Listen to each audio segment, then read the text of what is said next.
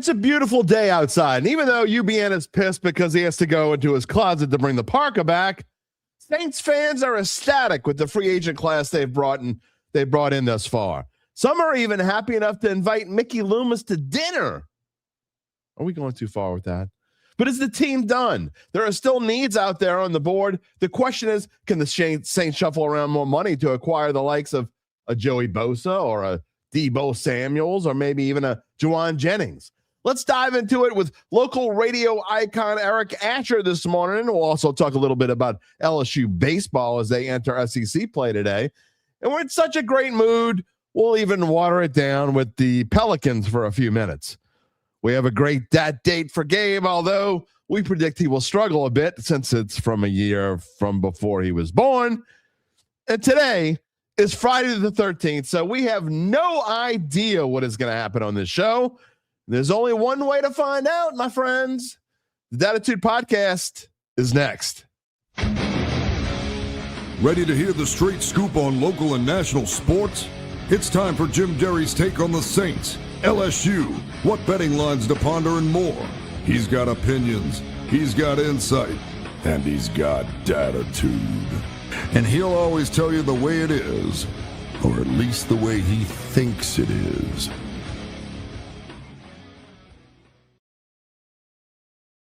Where you at, Dattitude family? What kind of wackiness have you looked at the calendar today? We were on vacation this time last month, so we kind of got screwed out of a special Friday. You know what today is?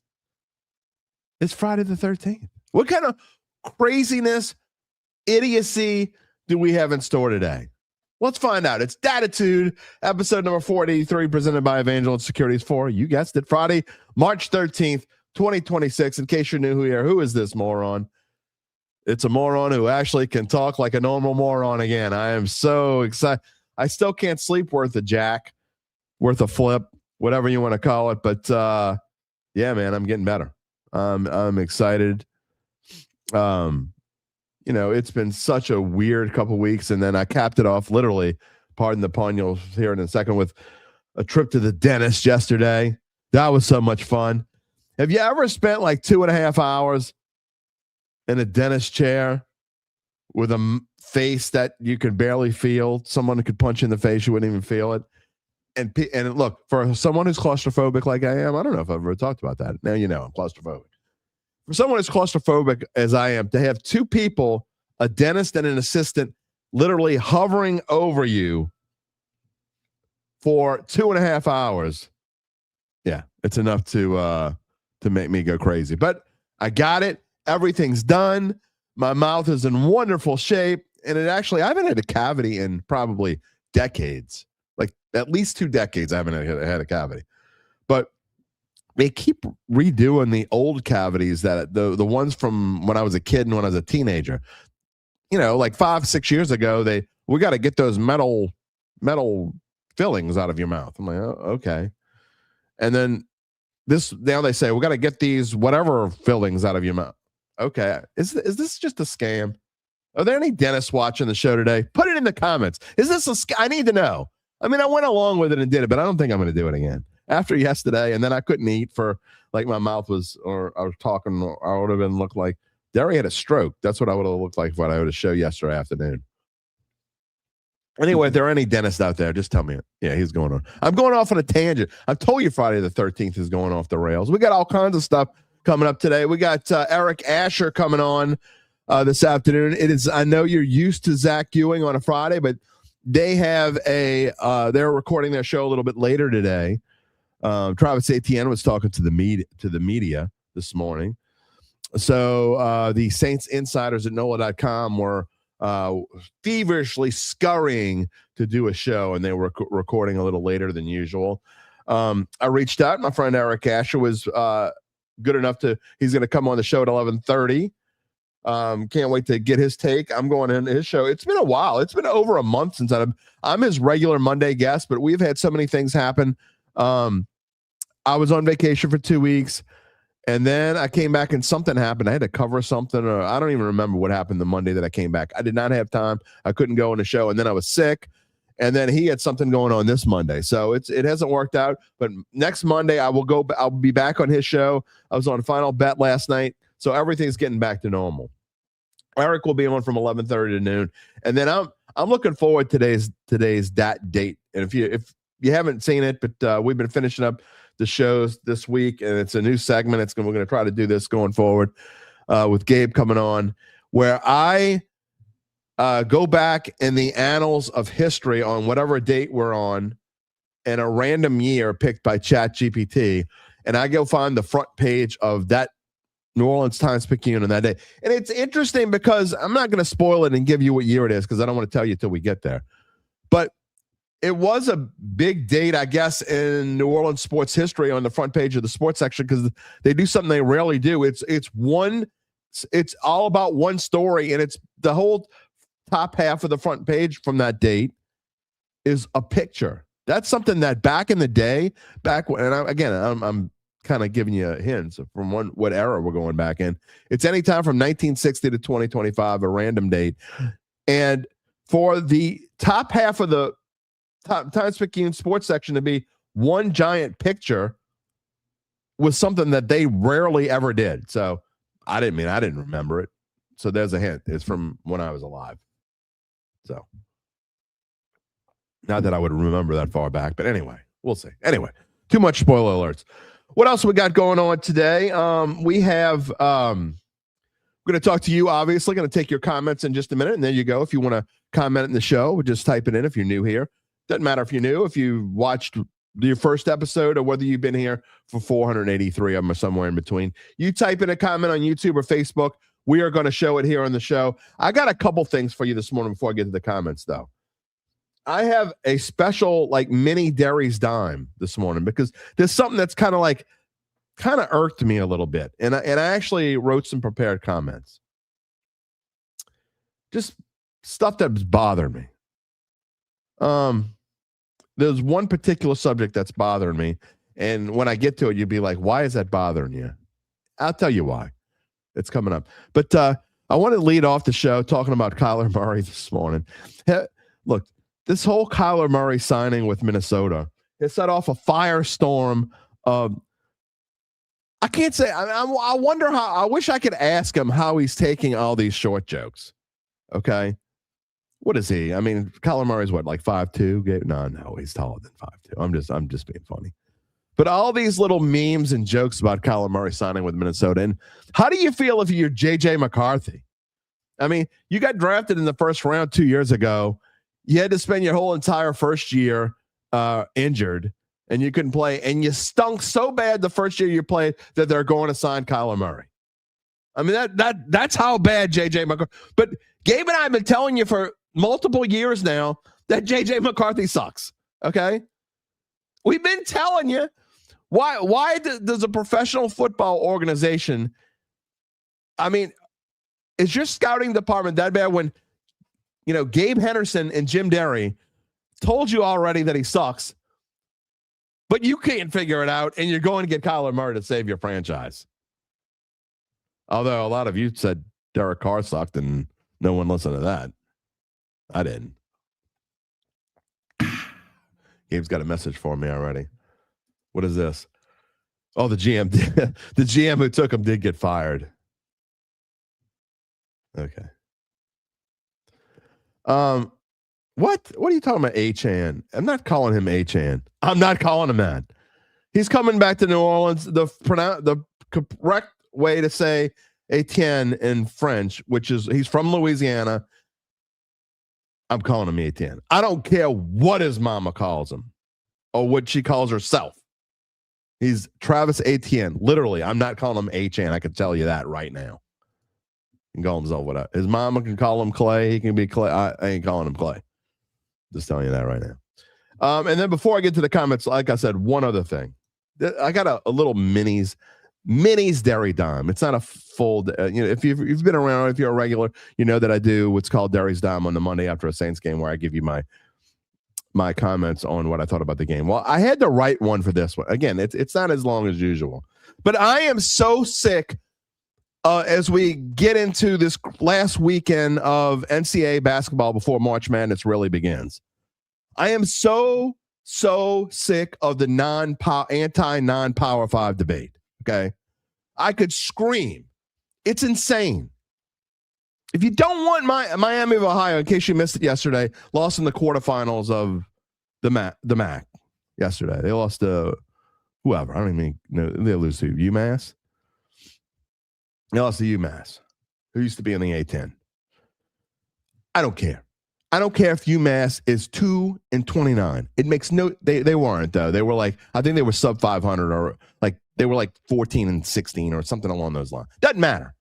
I'm so sick of this debate. If you don't want a Miami, and I see this all over, no, they're out now. I mean, I'm telling you, the majority of the social media posts I've seen, not from the likes of people who are putting their mock, brackets together, the people in the know per se, but just the general people who just don't like any minor school. They don't like, if you're not from the SEC, the ACC, or the Big Ten, then they don't care about you, or the Big East, I guess now. If you're not from one of those conferences, they don't care that you exist. And I'm sick of this. If you don't want them in, then lobby the NCAA to have a separate tournament and make it like high school where you give out multiple trophies like they do here at the LHSA where you have 8 state champions. Stupid, right? Or 10, I guess, in basketball. It's stupid. It's dumb. I'm making this, let's just say for a minute, I know Texas A&M's in, okay? But let's just say Texas A&M, they were on the bubble until like 2 weeks ago. Let's just say they were the last one in or out. And now that Miami of Ohio is in, you got to make you're going to have an extra MAC team because the winner of the MAC tournament gets an automatic bid. So most people that I've seen on social media, just regular college basketball fans, want Miami to be out. Okay, you're out now. No, you're not out. You shouldn't be out. But here's my thing. If you're deciding between a Texas A&M, or let's say Auburn in this case, because Auburn's on the bubble. Let's say you're deciding between a Texas A&M or an Auburn and a Miami of Ohio. Here's my thing. Guess what? They both have a 0.0% chance of winning the national title. I'm not talking about 0.01. 0.05. Auburn is not winning the national championship. Texas A&M, not winning the national championship. I don't care what seed you give them. Miami of Ohio, not winning the national championship. So I would rather see a 33-1 team that went undefeated in the regular season.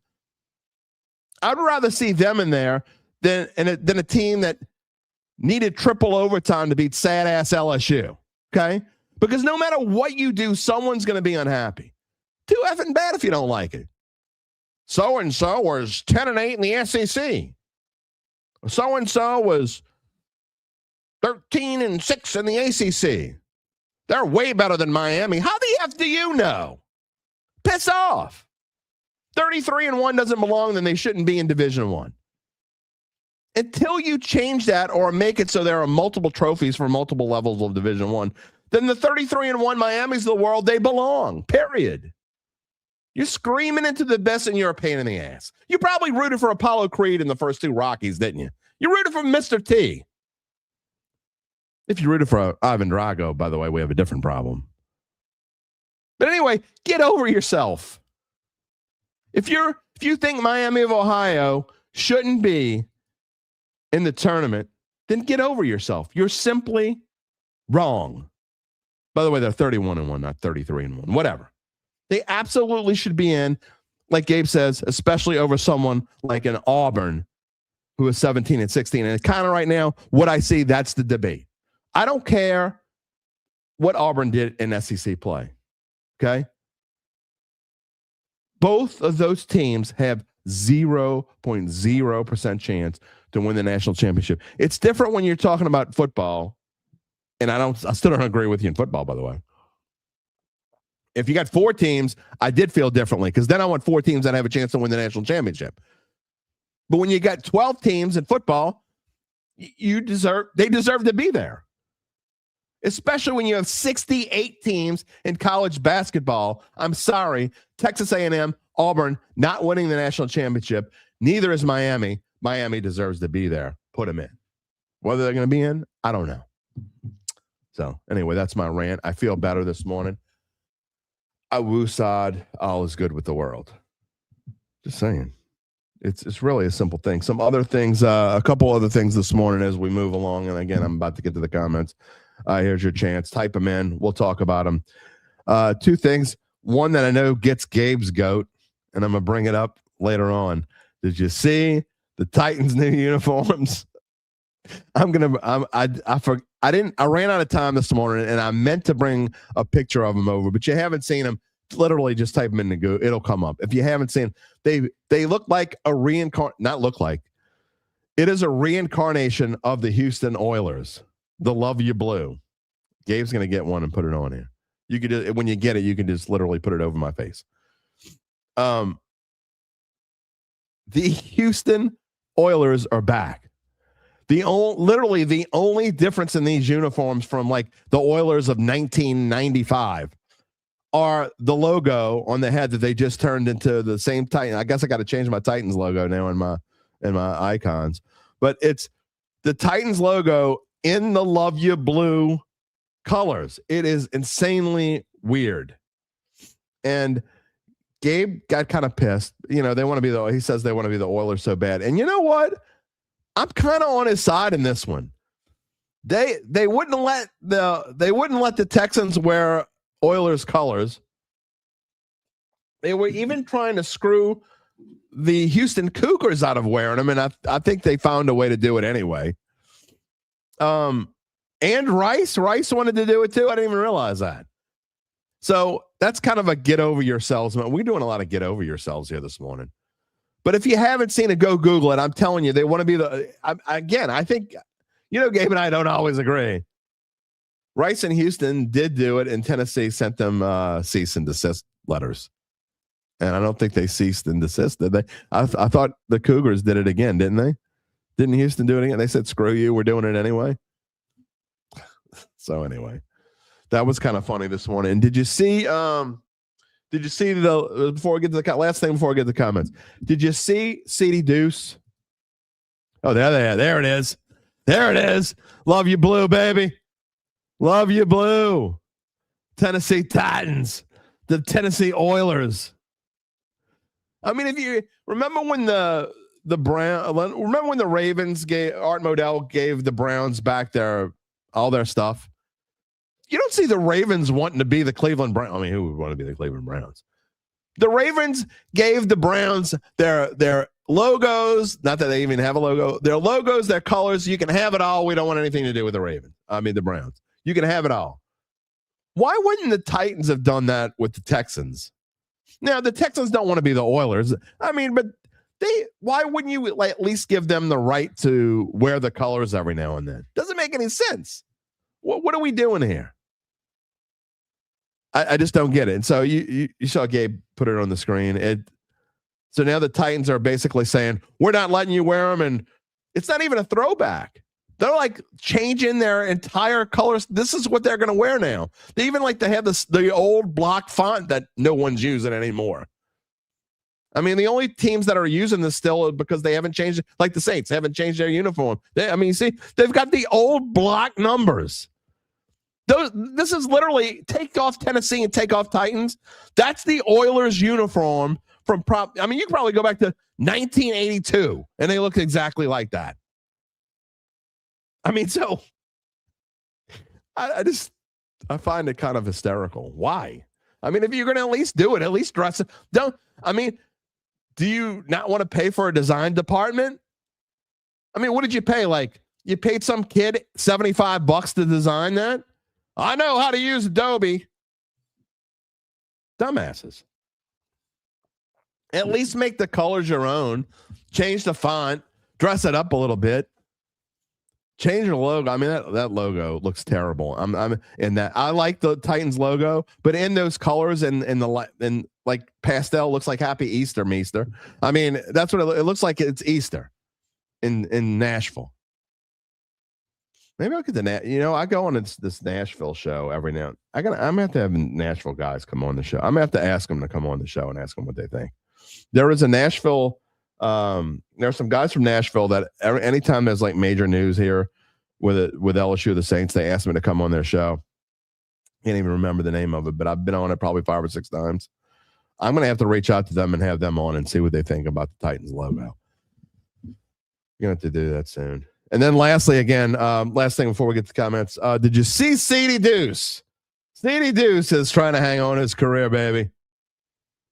Chauncey Gardner-Johnson is signed on with the Buffalo Bills. What were they thinking? That dumbass. Why do defensive backs, when they leave New Orleans, they kind of turn into shit?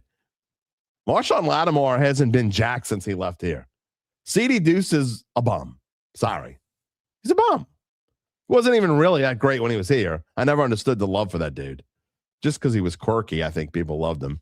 And he got people to get personal foul penalties, although he got some himself.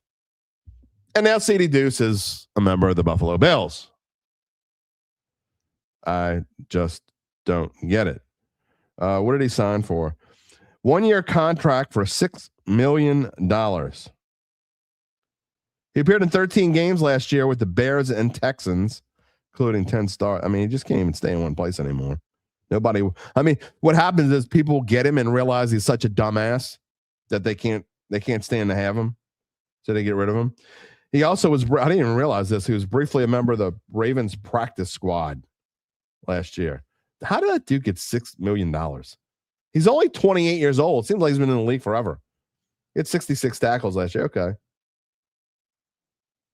He's played for the Saints, Eagles, Lions, Texans, Bears, Ravens practice squad. He's 28 years old. I mean, the Bills had the number 1 pass defense in 2025. Why do they want Seedy Deuce? I don't get it. Maybe y'all can tell me maybe I'm missing something. Time to get to the comments. We got about a little less than 10 minutes this morning. Gabe says he was horrendous with the Texans. Cut his ass because he did his own thing. Yeah, whatever. Good morning, Rot. He said it would be nice to have Deebo and Bosa. That would be a splash. The Saints are, by the way, about a little more than 15 million under the cap. Rock, I don't know. I'll ask Eric why he looks like a mafia crime boss. I mean, he is Italian and he's from St. Bernard Parish, my friend. UBN, happy Friday the 13th. That's right. Oh, by the way, I never even showed this before we get to the rest of it. Where is it? Live TV dummy. There we go. There are our top DAT members. I will say this. A reminder to subscribe to our Dattitude YouTube page if you haven't done so already. We got a bunch of subscribers this week. We had a little lull for a while, but now we're back on the getting subscribers train. We would love it if you could help us. Tell your friends to subscribe to Dattitude. We have fun every Monday, Wednesday, and Friday live at 11 a.m.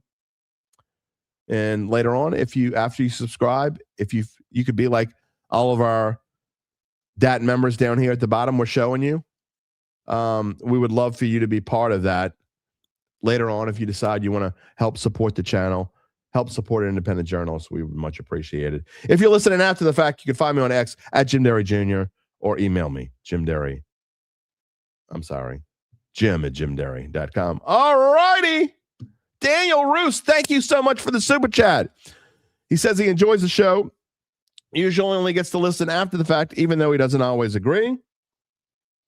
He loves hearing the debate. And you know what, Daniel? You're a perfect example. I love this comment. You know why? Because we don't want to all agree. That's what's special about this show. Unless you just say things that are being disrespectful. We haven't had a dumbass in a while, Gabe. Gabe, when's the last time we had a dumbass of the week? It's been many weeks. Not this. I don't think we've had one this season. So maybe the trolls are just going bye-bye.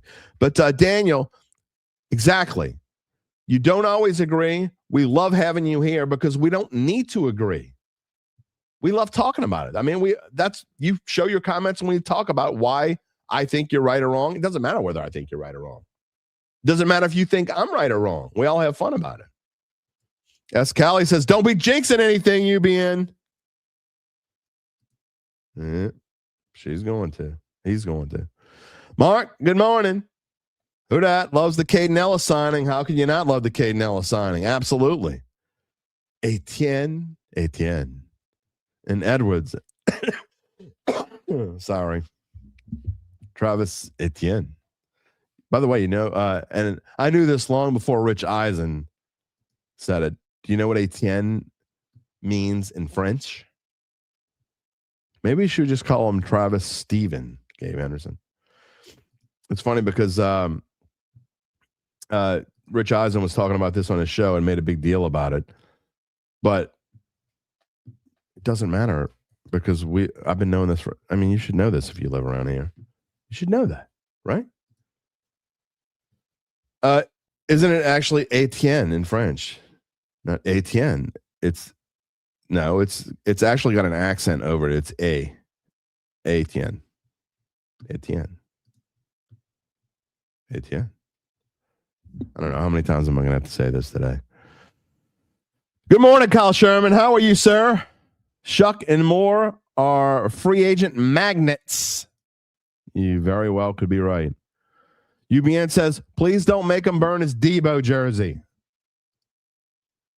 Scott Claymont is asking for the man, Eric Asher. Well, he's in the green room. He'll be on in just a moment. Oh, Kyle Sherman, time for another. Don't get me started in the water main breaks. I had a nice comment from someone who watches from Los Angeles, and his daughter lives in the Carrollton area that had the huge water main break earlier. Don't get me started. How messed up is when you get 8 years, again, I don't want to get into politics. When you get 8 years of a rudderless ship, you get what you get. Just saying. I feel for my neighbors and my friends in the city because you're right. Another water main break yesterday. We're going to have another one today. I don't know. Brian Cavett says, let's go. Etienne looks really real. He is really real. Good morning, Mr. Working Man. He says it's an exciting time to be a Saints fan. The future is so bright, he's going to wear shades. Well, can't blame you. You should. A-Town is here. Good morning. It is a great day. Good morning, Adam Varner. JJ McCarthy is a joke, A-Town. Poor Kyler Murray. Poor Kyler Murray. Oh, man. Mark Satanovich wants to know what I think about our 3 starting linebackers next year. Ellis, Stutzman, and Werner. I think it's a good start. Oh, man. I don't know if we're going to – I might ask Eric if I love my friend Matt Moscona, but I'm convinced that he is trying to will this into existence. And pardon the pun, as I said with Gabe last night. I hope not. Sorry. Gabe is like – Gabe gets that when he says his nightly prayers next to his bed. Please bring back Will Wade. Please don't. We already got enough assholes in this place. Jesus, they just brought. Look, it's gonna. Can you imagine the ego locker room in Baton Rouge if you bring Will Wade back and you put Will Wade together? You're gonna have to have the basketball locker room and the football locker room. They're gonna have to be separated by like a mile. You're gonna have to forget Nicholson. You're gonna have to put like the basketball locker room in Gonzales. There ain't gonna be enough room on campus at LSU for those 2 dudes. Don't get me started. UBN, you would root for Mr. T against Rocky. I pity the fool who likes it to be 38 degrees outside. It's coming up next week. Ron Hendrickson, the NFL and its uniform rules are ridiculous. The Saints have a banger of a uni, color rush, and are not allowed to wear it whenever they want to. Why is that? Because they allow you to wear the look. Ron, you and I I kind of agree and disagree at the same time. You shouldn't be able to wear whatever you want. Okay. The NFL allows you to wear your alternate uniform up to 4 times a year, which is a lot. That's a quarter of the season. If you like the color rush unis that much, and I've been saying that, so here's where I do agree with you. If you like the color rush unis that much, and I agree with that part of it, then make them your regular white uniform. Why? I don't understand why the Saints don't make that. I have never understood that. Their uniform. Look, this will be blasphemy for some people, and we got to get to Eric. It's 11:31, and I'm going to say this: blasphemy. I know some people say this, but sure, I think the Saints uniforms are great, but they need, at the bare minimum, they need a tweaking. They haven't been touched in, I don't know, 25 years, 30 maybe. The last time I think they were changed at all was when they changed right before Ditka. And then when Haslett came, they changed the font of the number. It was like this weird skinny font that Ditka had. And then they changed it back to the old, we joked about the Oilers block numbers. Yeah, I mean, the Saints changed back to the block font. That's the last time I think the Saints have changed their uniforms at all. They need they need to be dressed up a little bit. They need a little change. So in saying that, I wish they would go back to both color rush uniforms. I think both both retro uniforms, I guess. The Saints 67 home uniforms, the black jerseys, the old gold and the stripes on I would love that. And then go with the color rush uniforms on the road, the old white ones. Fantastic. Please do it. Brian S. Steve said the Utah Jazz should have done that for Nola, talking about the old uniforms. When it makes so much sense to swap mascots back when the Hornets. I think that there was a reason why Tom Benson, remember back when the Zephyrs, I think they were talking about being the Pelicans, and the Benson had bought the name Pelicans and he wasn't letting anybody use it. I'm not letting anybody use it. He wouldn't even let them use it for like a throwback there. I'm trying to be as respectful as possible to the dead. I respect Tom Benson, but I thought that was kind of crappy. I'm not going to get into that today.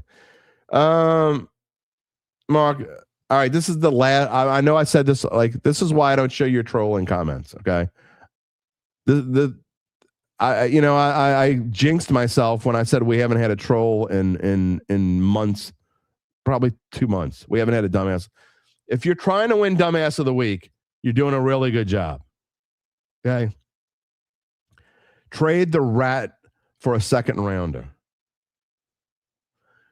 You couldn't trade the rat for a second rounder if you included $10 million in the deal. Okay. And I know you're trolling. I know you're not. I know. I'm certain that you're not dumb enough to believe that is a possibility. Because if I thought you were dumb enough to believe that was a possibility, you 100% would win Dumbass of the Week. Haven't had one in a while. You're getting close. Hart says, Hart Pisani's here. He says he'd be all right, even with the Hollywood Brown on a cheap deal while drafting a wide receiver. Earl says Jawan Jennings would be a nice addition. If I could only, Sean wants to know if I could only have one Bosa or Cam Jordan. Woo! If it's the same price, I mean, I think you got to take Bosa there, right? And Apathy says, Jesus himself couldn't cascade down from the heavens and touch the Pelicans bench. It still wouldn't help. What a crap franchise. Apathy's in such a good mood this morning. We got some more comments, but you know what? We're going to get to our friend because he's been waiting long enough. Eric Asher, my friend, thanks for jumping in. Last minute ask. I haven't talked to you in quite a while now. I thought you left me for another talk show host. Would never do that, my friend. Would never do that. I mean, I know this. When I got some silly comments, maybe I should make my backdrop a brick wall, so that when I get dumbasses telling me that they should trade the rat for a second rounder, I could just turn around and bang my head against it. That's why I do it. That's why I do it. You know, bang. Mental health will drive you mad. Was he talking about the UFL draft? Oh, you know, you think he would go in the second round? I mean, you think he's worth a second rounder in the UFL draft, baby? I don't know if I don't know. And how about the original 67 uniforms? That's what I'm saying. I mean, I'm okay with, look, they could use the color rush on the road. I love look, I'm not a fan of white on white, but in that case, I think it works. They can even go with the white helmets if they want. I don't love the white helmets, but I think that is the best uniform they've ever worn. The color rush white uniforms with the gold numbers on them, and the old 60s, like you said, when Drew Brees wore that old school black jersey with the stripes on the sleeves and the old gold helmets. Nothing beats that. Right. And as far look, 100% on the Pelicans thing with Tom Benson. It was all about him purchasing the name and holding on to it. You see, again, Utah getting, even though they're keeping the nickname, they're moving away from the original quarter note logo. They're doing the mountains background again. It is the dumbest thing that has ever happened in the history of sports not to send that name back to New Orleans. 100%. I agree. And but obviously it's never happening now. Never going to happen. Too many. There are more Utah Jazz fans that have been involved in that nickname than, again, New Orleans Jazz fans that are still alive. Right. No, there's no doubt about it. And I vaguely remember the Jazz being here. What's funny is the thing I remember the most, and my dad wasn't a basketball fan, so I never got to go to a game. They played in the cavernous Superdome anyway. But the thing I remember most about the Jazz, and this is sad, besides Pistol Pete's number one, the first thing you remember, but the second thing I remember about the Jazz is that Shoetown would have dollar tickets.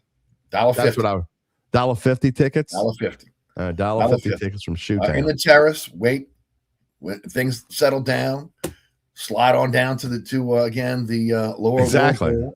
No, my friends and I, again, I was at De La Salle. I was a freshman when the Jazz came. We spent, again, I can't tell you how many years we spent in the Dome grabbing those $1.50 tickets and watching Pete. It was an incredible time in New Orleans. If that would have happened in the 80s instead of the 70s for me, because I'm a little younger than you, but so when they were here, I was in elementary and then middle school, and then they left in 79, and I think I was in 7th grade in 79, something like that. Anyway, so if that would have been a decade later, I would have gone all the time for $1.50. You kidding me? And look, again, all the records that were broken in the Superdome with the Jazz back then, being again one of the only, again, huge football type stadiums that housed an NBA team.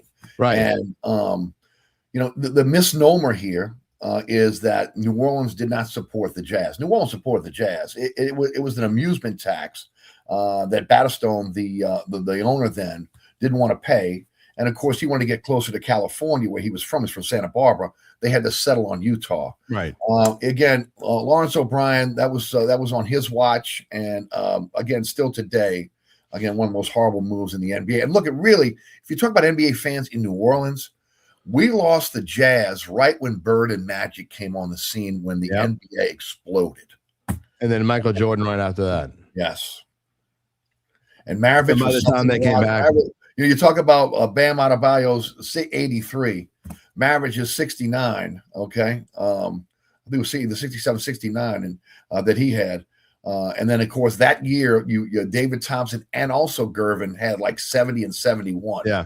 Yeah. Okay. It was an incredible run, again, for guys that have scoring over 60. Yeah. And, I got to see Michael Jordan play for Washington here when the Hornets, but he was the very tail end of his career, and he was a part owner at the time, and just being able to, be on the floor. It was pretty cool to see him. I actually got to see Michael Jordan play in North Carolina in the Dome in the 1982 National Championship game. You want to talk about terrorists? I was way up in nosebleed. Me too. I was there. I probably could have thrown something to you. I was there with the whole crew there. Here's the other the roof. Bird in the UNO Lakefront Arena taking on the Hawks, which was an incredible game where Bird went for 60. Yeah, I do remember that. I wasn't there, but I do remember that. And we're dating ourselves, my friend. Yes. Yeah, well, I'm an old man, so I can say it is what it is. Nobody hiding around here. Yeah, exactly. Well, let's get to the Saints talk here this morning. Before we do that, though, before Eric Asher here is my guest on this Friday morning Dattitude podcast, 106.7 The Ticket. Tell a little bit everybody about how they can find you. Weekdays, 106.7 The Ticket, 4 to 6. You can listen live at ericasher.com. 106.7 The Ticket also has an app you can download.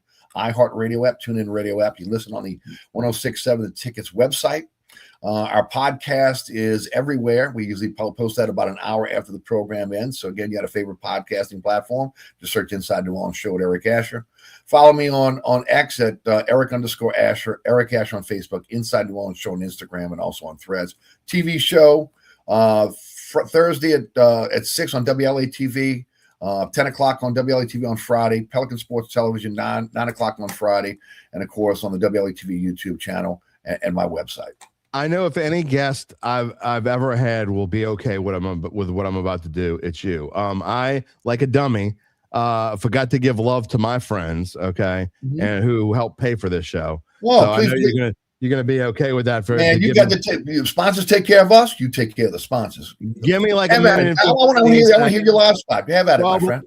Well, you know what's important is because before we get to all of this, I have to tell you about my friends at Evangeline Securities. Of course, they're a company that can help you decide if it's the right time to sell your family-run or privately held business, and more importantly, they can help you figure out what that business is worth. If that's you, someone you know, someone you love, I don't know. Maybe Eric knows somebody who wants to sell their business and they don't even know how to get started. Maybe he doesn't even really like them, but they need help so bad, they're going to reach out to Evangeline's founding partner, Nick Braden, because he will start by scheduling a complimentary evaluation from their offices, either on Poydras Street or in Lafayette. From there, you will be well-informed, begin to make the decision on if you want to proceed. What happens after that? We'll fill you in more after Eric says bye-bye. But for the meantime, you can check them out at www.Evangeline Securities, and you can check out my friend, Joe DiStefano. If you own a small business of fewer than 20 employees, you know how tough it is to get the best rates on health insurance. That's why you want to call Joe DiStefano Insurance. Joe and I have known each other for almost 40 years. I can tell you that he's someone that I trust. Look, health insurance shouldn't be one size fits all, and with Joe DiStefano, you get access to PPO networks and flexible plans designed to fit you, not just a cookie cutter mold. Joe's licensed, he's local, but he can help you no matter where you live and operate. From preventative care to peace of mind, we'll tailor a plan that works for your life today and tomorrow. Call Joe DiStefano at 504-234-2132 to protect what matters most. Got to pay the bills, Mr. Asher. We're good. Got to support you. Hey, look, all I can say is this. If you love this show, support the sponsors. That's how it works. I knew you would have no problem with me not at all going into that. All right, let's get into Saints talk here this morning. I'm going to, before we talk about the free agent signings, I got a bunch of comments in the stream. I'm going to show one of them. Interesting comment. We talk about potential because really the theme of this morning's show is what might the Saints do next? We see the free agent signings that they already had. Travis Etienne, David Edwards, Caden Ellis, Noah Fant, Ryan Wright, the punter.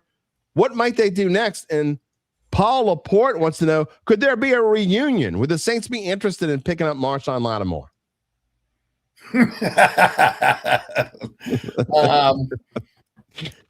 Not unless he found the fountain of youth. Okay. Mickey Loomis out again. If you really look at that deal, everyone here knew he was washed. Okay. And of course, to get what he got for him, tip the cap to Mickey Loomis. What? I know. Did Eric break it? I'm fair and balanced. I'm fair and balanced. Breaking news on the Dattitude podcast this morning. Yes, it hurts me to my heart. But yes. Wow. Yes. Well, of course, I did throw this in the other day that, with all these great moves the Saints are making, I just wondered if Eric froze up there. He froze up, so I'm going to. Oh, there you go. You're back. He froze for like 10 seconds. You said, "What did you say that again?" I said on the show the other day that again, with all the great moves the Saints are making, including again trading Kyle Kroger for a draft pick. Sorry, Gabe. Maybe somebody over at Saints camp drugged Mickey Loomis and put him in a foul room and locked him up. But man, I want to go look. I've been coming on your show for a while now, and you've been coming on mine, and I listened to you before that, and that might be the nicest thing you've ever said about Mickey Loomis that I've ever heard you say. It is. Well, I mean, look. When you make the right moves, and this looks like right now he's made the right moves. Okay, you get credit. When you send a team that again was one of the top teams in the NFL into the bottom feeder of the NFL, well then you need to be criticized for it. Okay. All right. Fair enough. Earl says he hasn't felt this excited about the Saints since the beginning of the Peyton era. I mean, reason to be excited. I would agree. I mean, the first thing is that we think they found a quarterback, and that's the key to everything. Yeah. It looks like they're finally getting out of cap hell, which again is also a big thing for this team going forward. I got to be honest. I did not think it would happen this quickly. If you go back 3 years ago, or maybe even 2 years ago, where they were to be in this spot in 2 years, it goes. I mean, look, they got themselves into it, so I'm not going to get too fired up. I mean, I know how you feel about that, but the fact that they would have been able to get themselves out of it this fast is pretty impressive. Well, thank Derek Carr. Honestly, that's true. That helps. Again, $30 million clawback went a long way in getting this team out of cap hell. I mean, they're paying the bill this year, $35 million in dead money for him. So, again, a lot of that happened. Look, the most shocking thing that has happened in free agency is not who they've signed, not how aggressive they've been and how targeted they've been, but again, it's the fact again they paid all the debt. They got rid of the dead money, and I never thought I'd see that this year. They walked away from all that dead money, and it's like $95 million in dead money that they're dealing with this year. Yeah, I hope that dead money is going to slowly be chipped away. It'll be a lot going next year. We'll see. UBN says since Monday, NFL teams have spent a record $5.883 billion with a B, $5.83 billion in player compensation. I mean, I heard a little thing yesterday. I don't remember what I was watching, flipping through YouTube. So to show you the difference between million and billion, and people don't, and I didn't really realize it either, but to think of the difference between million and billion, 11 million. You know how long 11 million seconds is? No, sir, I do not. Inform me. It's about. I think someone said, and Gabe, you can check me on this if I'm wrong, because I'm going to screw it up. But it's somewhere in the neighborhood of shit. Now I'm going to screw it up. I know. Gabe, I don't do math in real life. Gabe, so. do this for me, because I don't want to screw it up. I'm not going to say it. Give me 11. What is 11 million seconds? How many days is that? And then how many years is 11 billion seconds? Do that for me. I'm going to come back to that.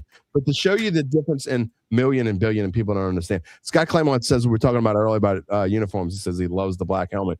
You know what? I love the black helmet except for that Cam Jordan, the little mini fleur-de-lis in the middle. I love the black helmet though, and I didn't think I would have, honestly. He's also loving them Shoetown dollar tickets. A-Town remembers what we're talking about. A-Town knows what I'm talking about. Yeah, exactly. Phil Mariano said he's late because he's been making some groceries. And the answer is, all right, here we go. Here, we don't do math on this show. That's why you don't let sports do math. All right. Here's the difference between 11 million seconds and 11 billion seconds. 11 million seconds is 127 days and some change. Okay? 127 days and some change. 11 billion seconds, 348.6 years. The time since the Saints won a Super Bowl, right? Wow.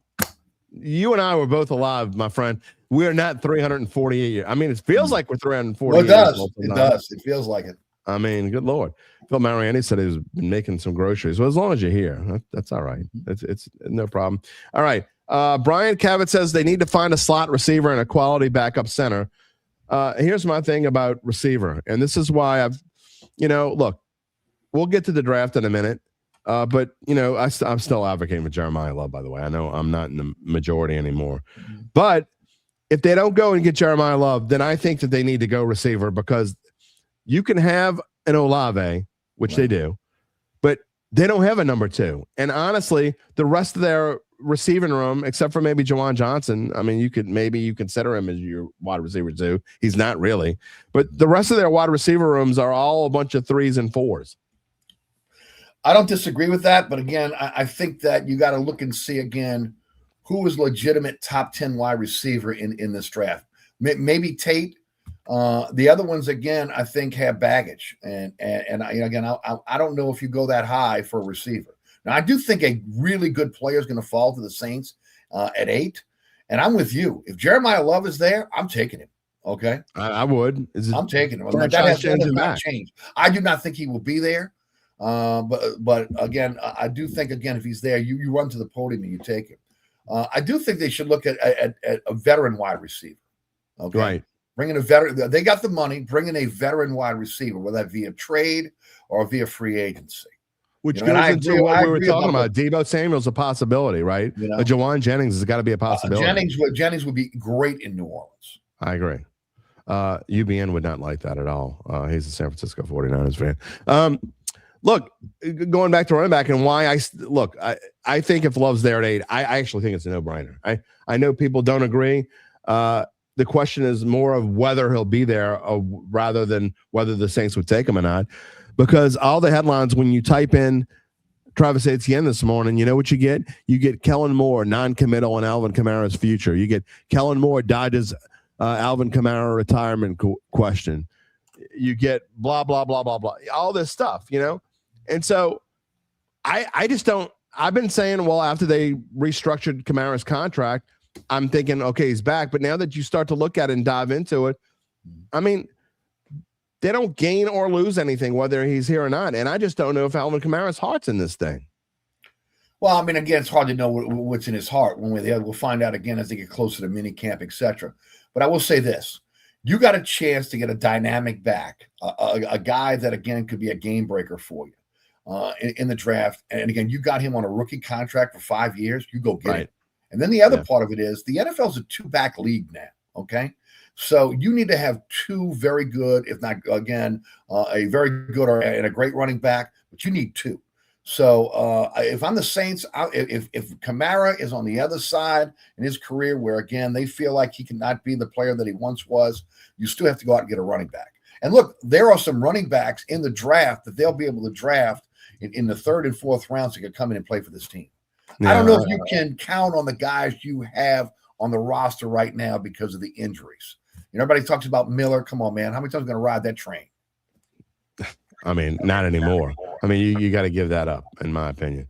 Mitch Bergeron, I think this is a little bit high. I know he's not the only one wanting this, but Kenyon Sadiq from Oregon, a tight end, yes, but elite speed. I just don't look. He's not Brock Bowers, okay, in my opinion. He's not even Tyler Warren, who was drafted, I don't know, 14th or 15th last year, but I don't think you can go Kenyon Sadiq at 8, in my opinion. I think that's too high. I would not go tight end there. I just me. You got too many other needs. Again, look, maybe one of the pass rushers fall to you there. Again, you got Downs out there. They need a star. Even if they don't use him at star, they can maybe use him in the defensive backfield. Monsieur Delane from LSU. You can't tell me you can't plug him in the left cornerback position, and he's not rideable for the next 10 years. So, I mean, again, there's a lot of ways they can go. Too early for Delane. I know people don't agree. Look, there's a lot of Monsieur Delane talk on this show. Mm-hmm. I think a lot of people in this comment stream would agree with you. I just think that's too high for Monsieur Delane. I get, to me, the only defense you go with at 8 is if Downs is there and Bain's there, you got to think about it, in my opinion, and one of them probably will be. Yeah, one will be. But otherwise, to me, you got to go offense, in my opinion. Yeah. You could say whatever you want, and they have absolutely addressed some needs, and they did a great job. Edwards is someone they absolutely needed, no question. Mm-hmm. Etienne is something absolutely needed. However, you still need offense. You still need offense. I mean, you need to get back to what this team was, what built this team. So again, look, you need an edge rusher. So and you do need a corner or a defensive back. So I'm fine. And I know Downs is more of a safety, but I'm okay with Downs and Bain. But I think, to me, after that, you got to go offense. Well, Jim, I don't disagree. But again, you have a hole in the defense now. You've lost your starting linebacker. You've lost your starting star. And again, you have to fill those positions. You're going to fill those in free agency, or you're going to fill them in the draft. And being at 8, again, you're in a great position to be able to have one of those defensive players fall to you, or again, maybe doing something again we've never seen Loomis do before. Again, move back, get extra picks. Okay, I'm telling you, when you get into the 2nd, 3rd, and 4th rounds, there are offensive players that can come in and play for you immediately. Yeah, maybe. Sean says, You only get love if you're moving on from Kamara, and I disagree. And here's why, Sean. Because whether you move on from Kamara this year or whether you move on from Kamara after this year, you're going to move on from Alvin Kamara. It just may not be in 2026. And if you can sign it, you can get a Jeremiah Love on a rookie deal, and he's here for 4 with the option 5 years. You just don't pass on it. You can't pass on. That's why Tennessee's not going to pass at 4. Yeah, 100%. A-Town wants to know, do you think that Sean Payton in Denver would think about trading for Alvin Kamara around training camp time? I don't think the Saints are going to wait that long to make a decision. Now, if he were going to cut him, they would probably still cut him post June 1, but I don't think they would wait that long to make a decision. Just designate him. Yeah, they would. Right. They would just I mean, I think it very well end up in Denver if they ultimately walk away from him. I don't think there's any doubt about that. Look, I'm one of those ones that still believe he's got something left in the tank. I think you can utilize him in space, and he's still going to be able to play and give something to you. Now, again, it depends on what direction they go. But again, I just don't think he's been utilized again the way he should have been utilized. He's not an inside running back. I mean, and then they didn't have the offensive line to open up the holes for him anyway. Yeah, no, I'm with you. Brian Cabot wants to know, what do you think of Elijah Surratt, wide receiver from Indiana, maybe in the second round? If they do go Love or they do go defense, then maybe you're thinking that in the second round. Yeah. With pick number 40 or whatever. I think there's quite a few receivers in the second round that will be there that again can come in and play with this team. Yeah, I hear you. Yeah. Chad wants to know, can you get anything for Kendra Miller, maybe a 5th? I think no way with his history. That's just my opinion. I don't think so. Gerard says, still need another guard, but not in the first round. Needs our wide receiver, defensive back, defensive end, and nose tackle. I don't necessarily agree with nose tackle at all. I mean, they got 3 guys in their roster that play in the. They lost Jonah Williams yesterday, right? Yeah, but still, I mean, I don't know. I mean, what are you doing with Brisset? Still got 2 veterans on the team. I don't.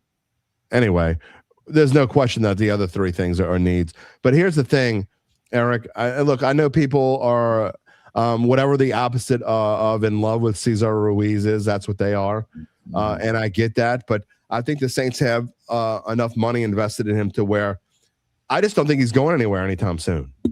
At least I don't think he's going anywhere anytime soon either. But I sure wish he would. Well, you can wish he would. When they doubled down and extended his contract, I told you all you need to know. Yeah. I surely would bring in competition for him, though. Yeah. Surely would bring in competition. You know, I mean, there's a school of thought out there that maybe he's your swing guy. He could play center or guard for you off the bench. You know, Saints, look, the one thing that they're doing smart right now is that they're building around Shuck.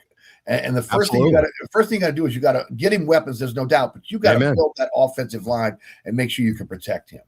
Yeah, and I think they're going to, but at least I think already, Eric, the offensive line is gone from the signing of David Edwards. Again, you're assuming McCoy's going to stay healthy, but you have to assume that until he doesn't, you assume that he's going to stay healthy. So I think now the Saints go from probably a bottom 5 offensive line. They were last before last year. I think they went to maybe the top of the bottom 5. I think they're close to in the middle of the pack now. I mean, maybe still in the bottom half, but signing David Edwards is a huge deal. You're not only getting someone who's one of the best guards in the league, in my opinion, but you're getting a veteran with experience and who come in to be a leader and help the 2 outside guys who are still young, one going into the second season, one going into the third. Look, I don't disagree with that again, but you still need quality depth behind them. They signed Radens again yesterday. The one thing they're going to need, obviously, is a swing guard a swing guard center. But you have to be able to get quality veteran depth behind them. Look, that's what happened last year. Again, it just disintegrated with the guys they had on the roster, Salivari and others, that ultimately, again, young, that really had never really played for them or even paid off for the picks that they put up for those guys. But at the same time, you've got to have some quality depth because, look, the league is a league of attrition, especially in the trenches. Yep. Somebody's going to get injured. And look, McCoy is officially injury prone. Okay, so there's no doubt that's true. Officially injury prone. So you got to have somebody that can come in and play center field. Fortner now is in Carolina, so you got to figure that out. Yeah, and you wonder if Torricelli Simpkins can jump in and be I sure hope so. He sure promise. I think that's probably what the plan is at the moment. We'll see if that remains the case or not. But to me, re-signing Radens, obviously as your number one backup on the interior of the line, to me screams that they're not doing anything else on the offensive line this year. Well, again, you know how they are, late round picks. You know, yeah, I mean, I don't mean they're I don't. They always, could do something in the draft, right? They're always going to go out and try to kick the can on interior linemen. Yeah, I mean, sure. I mean, and you know that they've shown that in the past that they're certainly willing to give guys in the back half of the draft a shot at making the team. Right. And so I think whoever gets drafted is going to have a chance to make this. But I don't think they're doing that in the first couple of rounds. I do not think they're in the past. You would say big man. I don't think they're doing that in the first couple of rounds. They've got to get more speed on this team. Okay, on both sides of the ball. Speaking of that, to show you that Saints fans are all over the board, we got back-to-back comments which are completely against one another. And I mean, this first one's against me, so I'm more with the second one, and I'll show the first one first. Ryan, who just he wants defense so bad, he just keeps screaming this. They're not drafting Love anymore. He keeps saying, bullshit. They will draft. I'm telling you right now, Ryan. Who's there? They're drafting. You don't want to hear this, but I would say, I can't say 100%, but I'm saying there's a 85% chance if Jeremiah Love is there at 8, they are taking him. Or they're trading out of that pick, which they're not going to trade down. They don't trade down. So I'm telling you, you might not like it, but that's if he's there, they're probably going to take him. How can you pass on him at 8 if he's there? You can't. You can't. Even if you have again, even with the addition of is it A-Chain now? Is that what we're calling him now? You can call him whatever. I'm calling him Etienne. He's from Louisiana, and Etienne, which means Stephen in French, and I'm French, is pronounced Etienne. I thought so. And I'm calling him that. I don't care what he wants to call himself. Just saying. It's only his name, but okay. You know how I am. I could be stubborn. All right. And I'm stubborn. That's why they call the show Dattitude. Kyle says on the other end, Sean won't trade Alvin Kamara until he sees what we do in the draft. If Love falls to us, Alvin Kamara will be a post June 1 cut. Then Sean signs him. Possibility. Yeah, he's not trading for him. Why would he trade for him? Because there's no guarantee that he's got something left in the tank. I think he has something left in the tank, but he's got to prove that as well. Yeah. Adam Varna says, who would y'all keep as RB3? Estime was decent. Devin Neal had injuries too. I mean, I think they're going to keep multiple guys. I think it'll be Slash. It'll be Estime / Neal / maybe somebody else that they bring. Who knows? I think both make the team based on what we saw last year. Yeah, I agree. We're going to get a shot. Yeah, there's going to be 5 running backs. There might be 5 running backs on this team. Well, again, you need them based on what we've seen. For sure with the injuries. And I mean, if Estime, he doesn't have to, but I mean, you could see them putting him on a practice squad. Look, you don't go through a season without running back injuries. So you keep it a minimum of 5 running backs and maybe 4 on the active roster, but you're going to have 5 of them. Brian Russell wants to know Bell, Cooper, Serrata in the second or Rodriguez. I do like Serrata. I think that's it would be a great pick. Hart Pisani says, by the way, check out Hart's got his own podcast, by the way. He just started. It's called The Heart of the Matter. Check him out. He says, I still think taking an interior lineman mid-rounds makes sense. That's their MO, though. Yeah, I mean. That's what they do. Brian also says you got to get another Fortner. That you don't just get another Fortner. That's fantastic, but in the grand scheme of things, I don't know. I'm against this, but look, I get why people love this guy. May I ask you your thoughts? Mr. Working Man wants to know your thoughts on Sonny Styles at 8. I like him. Again, how could you not like that kind of speed at linebacker? And look, they're not set at linebacker right now. I mean, right. So if you can get a dynamic player like that, again, as I said earlier, speed on both sides of the ball. UBN says he hopes Travis calls me James. He can call me Derry if he wants to. He can call me Jimmy Derry if he wants to. Jaime, call me whatever he wants. I'm calling him Etienne. Just saying that's how he's from Louisiana. Yeah, I mean, come on, y'all watch the show. Brian Russell says he hopes Sonny Styles is not another Stephon Anthony. Oh my God! When you brought that, that's a nightmare from the past. Boy, is it? I think 2015. They had 2 first-round picks. They drafted Andrus Pete and Stephon Anthony. They really went for the fences on those 2 picks. Home run, baby. They had home runs. All right. I'm going to come back to Saints after we let you go. But you already have been great here for a half an hour. And I want to, before I let you go, I do want to spend 2 minutes on each LSU and the Pels. I'm going to start with LSU. They have had their moments. Let's put it. They started out gangbusters. I think they scored 97 runs in their first 9 games. And they kind of went in a slump. They've been in a funk. They beat Creighton on Tuesday. Today it starts for real, Eric. They start a weekend SEC series, their opener against Vanderbilt in Nashville this weekend. What do you want to see from these Tigers? And look, in Jay Johnson we trust, but what do you want to see going forward? I think you need more consistency at the plate. First of all, they got to hit the baseball, right? Again, I think your bullpen has to somebody has to step up here on the bullpen and give them some quality innings. Look, I am still searching for what's going on with the program when you go out and you spend as much money as they did on these top players, and again, you still don't have the cohesion going forward. Now, look, I get what Jay Johnson tried to do by, again, playing so many games early. When you turn your roster over in the transfer portal, like, again, we're seeing now in college athletics, you want to try to get these guys on the field as much as possible together. But again, they look like a tired baseball team right now going into SEC play. So hopefully, again, this was Jay Johnson tinkering, and we'll see the real LSU Tigers this weekend. Yeah, I think you're right. And then look, you play Vanderbilt. It's a tough team, but Vanderbilt's been struggling a little bit too. So it'll be interesting. Then you get Grambling, and then look, they're home until they don't go on the road again. I think until Easter weekend, they're not on the road again. So they spend the rest of the month of March at home. So that's a good thing. Look, we'll see. Again, look, Jay Johnson is a great coach. He's a great recruiter. And I'm sure he's going to figure out what's going on. But again, I agree with your audience that again, too many games early. Yeah, too many games. And I agree. They need to cut down on that. Well, they probably not because it makes money. But all right. Last thing before we let you go, got to talk about the Pelicans. Okay.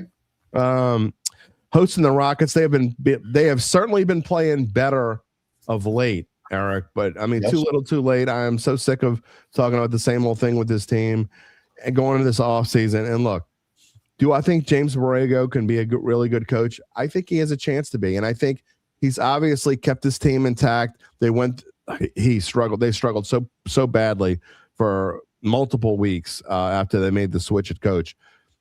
But I just think when you're talking about what this team needs to do going forward, I think they need a complete overhaul, and I just think they need to make a change at the top. I don't think they're going to get a complete overhaul. And if you're talking about change at the top with Dumars and Weaver, based on what they did out of the box, I don't think there's a lot of people that would be disagreeing with you. I think we're hearing a lot from guys like Schmidt and others that again, this team is going on the cheap now. They're trying to cut cost. It would not surprise me they bring back Borrego because of that. What they should do is go out there and get the best coach possible again to come in and take over this franchise. I don't think they will. I do think we've seen, again, a dramatic change with DeJounte Murray coming back and what he's been able to do in terms of this definitely team. Made a difference. It's a different team with him here. Again, finally they have an alpha. Finally they have a leader. They don't have to import an aging guy to come on and just be on the bench for him like a DeAndre Jordan, etc. So again, I think again you can see a vision of what they could be, but there's got to be some changes for 4 years now. Well, but there's got to be some changes in the offseason. But again, no matter what, you got to get better in the middle, and you got to get 3-point shooters that you're actually willing to play.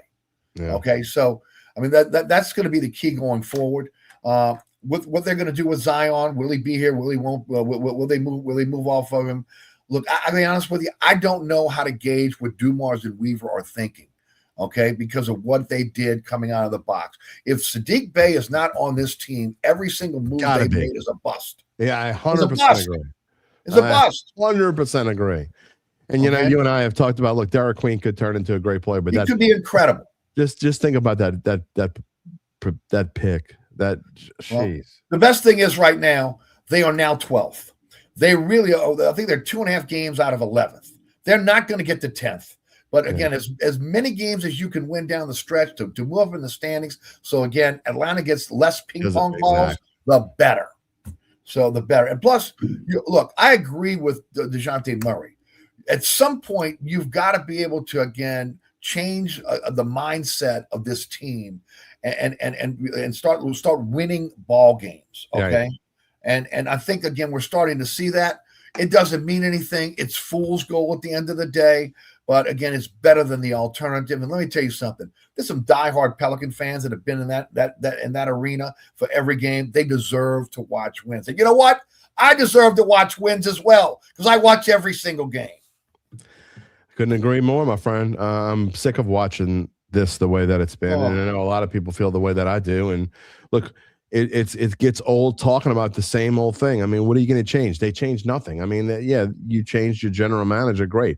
You finally made a change at coach that I don't know. I mean, I don't necessarily think it was the coach. I think he was just kind of hosed with the personnel. I think if you're talking about the changes and if you let James Borrego go, I've never really said this until recently, but I think it's time to part ways with Zion. Look, based on what he's done this year, he's going to be he'll be the most tradable in this offseason that he's ever been as a New Orleans Pelican. You can get more than a box of rocks for him, right? I mean, somebody's going to take a chance on him. Now, again, that may be a situation also where Dumars has fallen in love with him. Maybe. Okay, so we'll see. Look, he's not the player that everybody thought he was going to be when he came out of Duke. He's not the next LeBron James. He's not the next face of the NBA. Yeah. But again, with the right coach playing in the right system, he can be a guy that can help you. But look, I will say this. He's done more this season in trying to change his game than he ever has before. He's passing the basketball. He's become a willing defender. All right. Still, again, the team is hurt when they go into ISO ball. It's the worst thing that happens to this team. And again, it goes against everything that Borrego, again, stands for in terms of, again, his coaching tree. You pass the basketball. You come from the San Antonio Spurs system. You pass the basketball. When they're doing that, they're a better team. But the biggest change we're seeing right now is something that has been lacking, which is a true leader, a true point guard. They seem to have found that in DeJounte Murray. Yeah, no, I completely agree, and I love seeing the attitude. And they had that meme of him standing over the guy the other night, and I'm like, about what? Time. Tell me the last tough guy they had on this team. I don't know, but I don't love that. But in the grand scheme of things, I'm glad somebody's got some attitude. Well, Najee Marshall was the last tough guy on this team. Okay, probably right. They've lacked tough guys. They need guys again that are willing to stand up. Okay, and not take any crap. And Murray looks like that guy. And again, if you can get that kind of guy leading you, look, we saw it in New Orleans with Drew Brees, and I'm not comparing the two, but when you get a dynamic leader, it lifts all boats. Yeah, I agree. I certainly do. So anyway, we'll see what happens. Eric, thank you so much for jumping in late. Tell everybody how they can find you.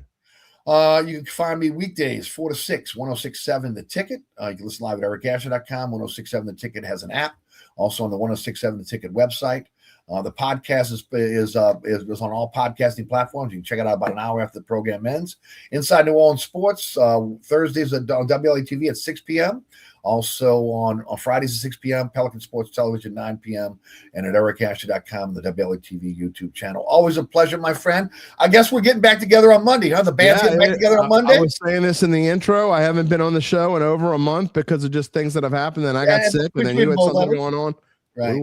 I will be back on Monday. Well, everybody's been asking for Jim Derry, so again, they all ask for you.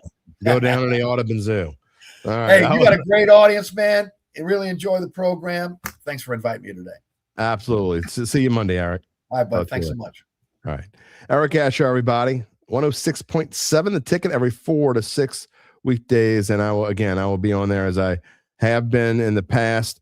This coming Monday, I will be back again after a little mini hiatus. I go on about 4:35 and I'm on till about 4:55. So 20 minutes of fun with Eric and I every Monday. And, we talk about whatever we want to talk about. I'm guessing this weekend, this Monday, we'll probably talk a lot about the Saints, but we'll see. Are they going to make any more moves? Are they going to, and now I'm getting an alert. ESPN's giving me an alert. That's not how you say it, Ken. I don't care. Piss off. Is Mama calling me 10? I'm going to call him 10. Nobody. What? See, here's the thing. Yeah, you can piss off too, UBN. Here's the thing. You've been in the league for 4 years. All of a sudden, now you want to call yourself something different? I mean, it wasn't a problem before, but now it's a problem. And I'm being facetious. I know it's not a problem. I'm sure. I mean, I didn't see the press conference, so it's probably being funny about it. We'll talk more about this Monday. We'll talk. Gabe says, by the way, Jags reporter said he never tried to correct them on it or told him how he thought it was pronounced. And he played high school here in Louisiana, and his brother played high school here in Louisiana, and his brother was playing college football. And I never heard from any of the Etiennes that we were pronouncing their names wrong. That's how you pronounce it, Etienne. Just saying. Sigh to the sigh to the sigh. A couple other Saints things here before. I'm looking at the salary cap. We talked about it. According to Spot Track, Saints are still $15.7 million under the cap, which is still 21st in the NFL. So it's not like they got a ton of money. But they still have enough money to go sign a Deebo or a Jawan Jennings. Now, that cuts back on what you can sign later if you need to sign someone else. But is that what you think about doing? Again, we showed you the title slide this morning. I'll show it again. Here we are this morning. And I mean, sometimes people think I'm just posting stuff. I mean, the chance of them signing a Joey Bosa, probably not great. Deebo, absolutely could see that more, a possibility. But it's not out of the question. I mean, to me, it goes with what the Saints are trying to do. You look at the signing, they've had a great offseason. I think Monday's show is going to be, what would you grade? I think on Mono Monday, we're going to talk about grades and where would you go? It's like Mitch says, you say that's how we pronounce it. You mean that's how we pronounce it in this? We pronounce Etienne. I mean, still, I just don't, Gerard, I'm saying it the right way. No, I'm saying it the right way. I mean, that's really the only way you can say it. I need to go listen because maybe he said it and people are like trying to pick up on it and they're picking up on it different. I don't know. I'll have that clip for you on Monday. This will be a topic of conversation in the open of the show on Mono Monday. I promise you. And look, we're going to have fun with it. That's all. We're going to have fun with it. Speaking of having fun, before we get to Gabe, told you earlier, not as early as I would have liked to, but we told you earlier we would let you know more about how Evangeline Securities can help you figure out what your family-run or privately held business might be worth and whether it's time to sell. How do they do it? Thank you so much for asking. After their complimentary valuation of your company, if you decide to proceed, native New Orleanian Nick Braden and the folks at Evangeline, they will begin an extensive auction process from among established private equity funds from around the whole wide world. That's right, the whole world. They'll maximize the return for the founder and his or her family. Evangeline Securities is the top producer on their platform. There are very few companies like them in this area. I mean, very few.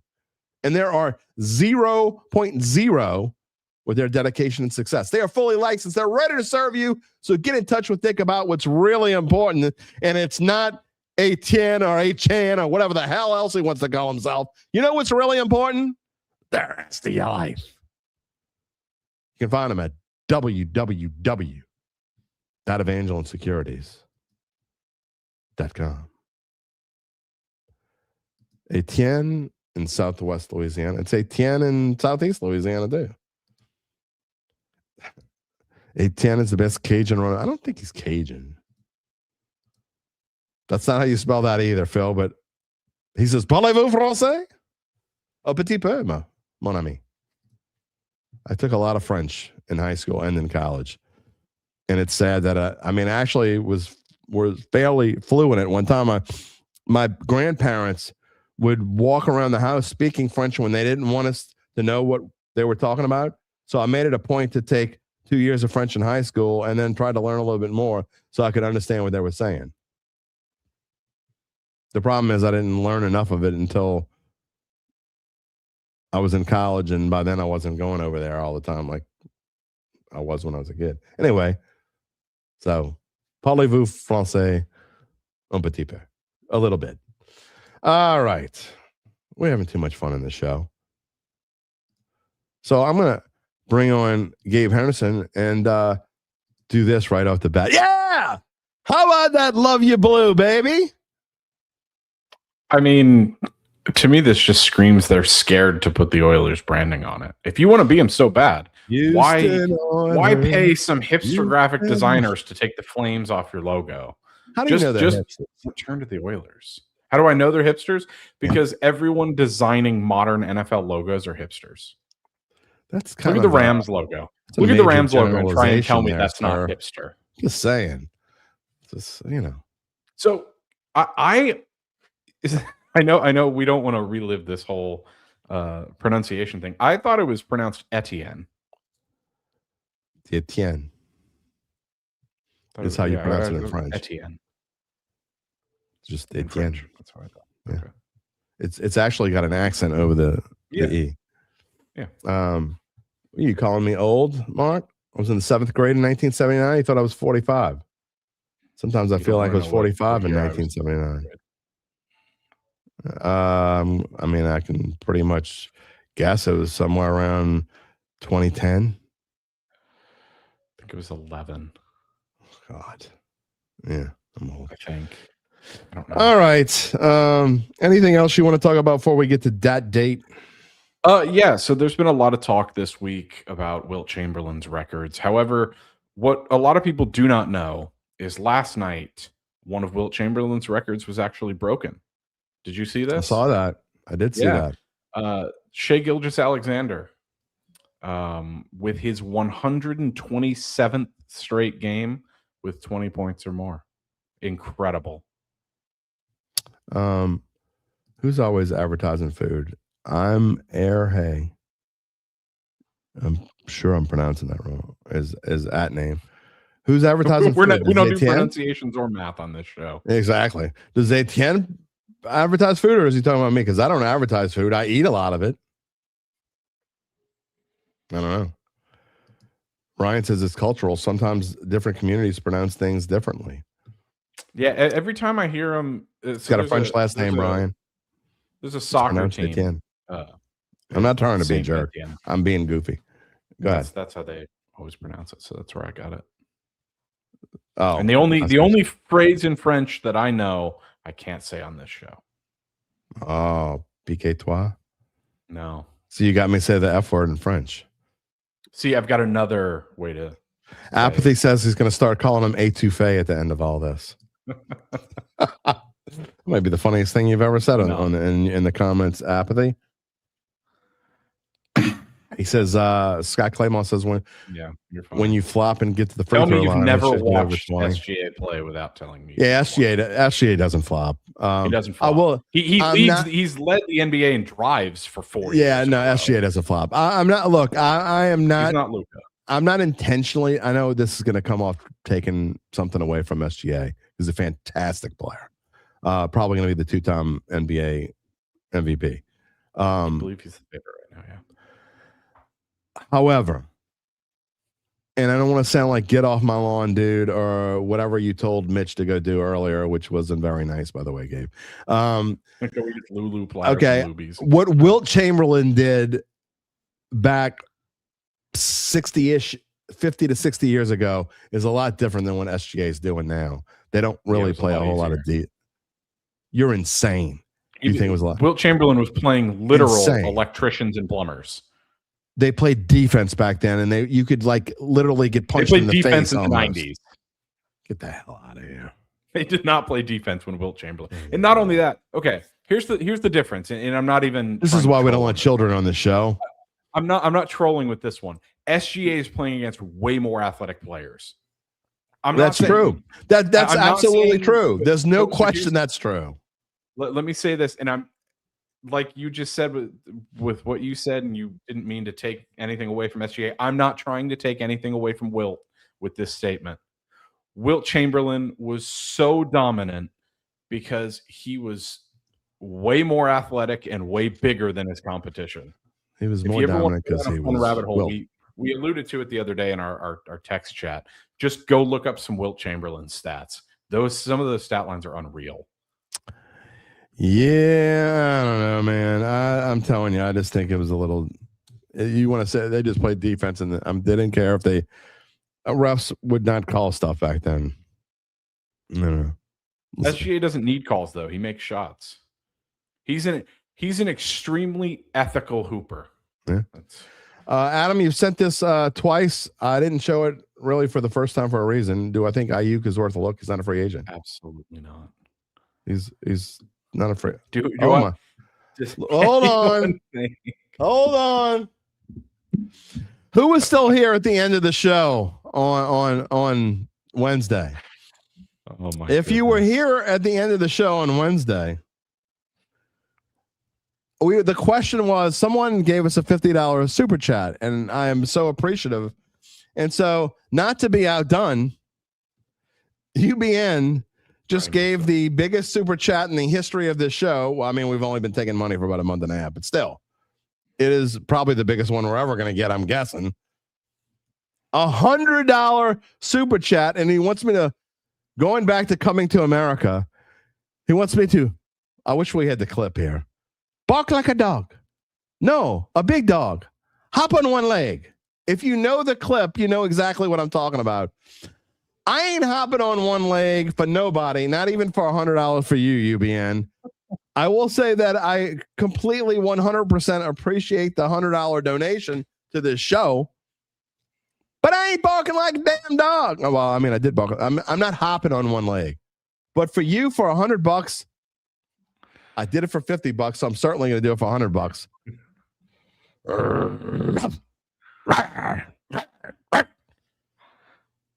Who says I can't be bought? It's the only type. Well, I'll even call him A-Chan for $100. There you go.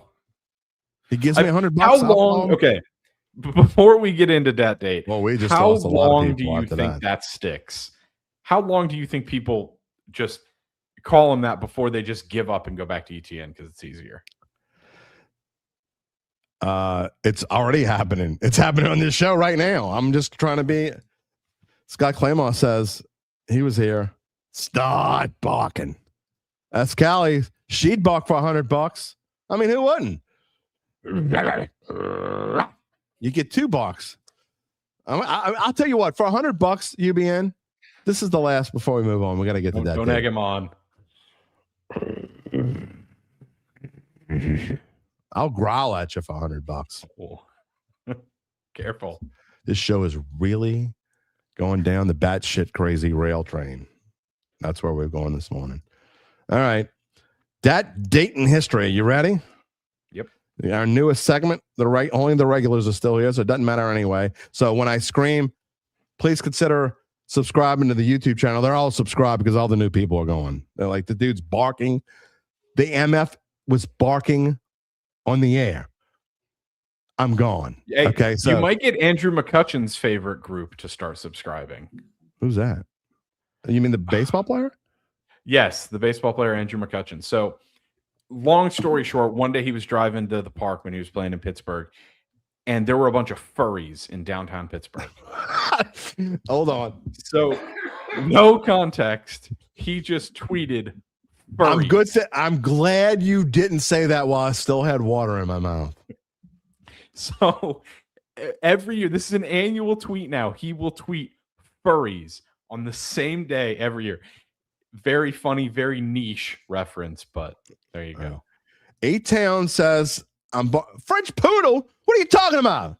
That was a pit bull if there ever was one, pal. I mean, that's not a French poodle. French poodle, you don't hear the base of a French poodle. Well, this show is most definitely going to the dogs. Thinking it's a French poodle, considering how many words we've said in French on this show. Arf. All right, moving on. That again, if there's anyone still here that wants to subscribe to the show, I'm not sure why you'd want to subscribe, but please, by all means, hit the subscribe button. And if you were here for 10 shows and you really like it, consider supporting the channel monetarily by becoming a member or super chat if you so choose. Or woof, woof, woof, bark like a dog. All right. Dat Date in history for the non-regulars. We started this on Monday. This is going to be a regular thing, at least for now, until we get tired of it. Who knows when that'll be. But we pick a date. ChatGPT gives me a random year in history between 1960 and 2025. And apparently ChatGPT is old like me because ChatGPT keeps giving me old years. And we got another one today. And so we go back into that date.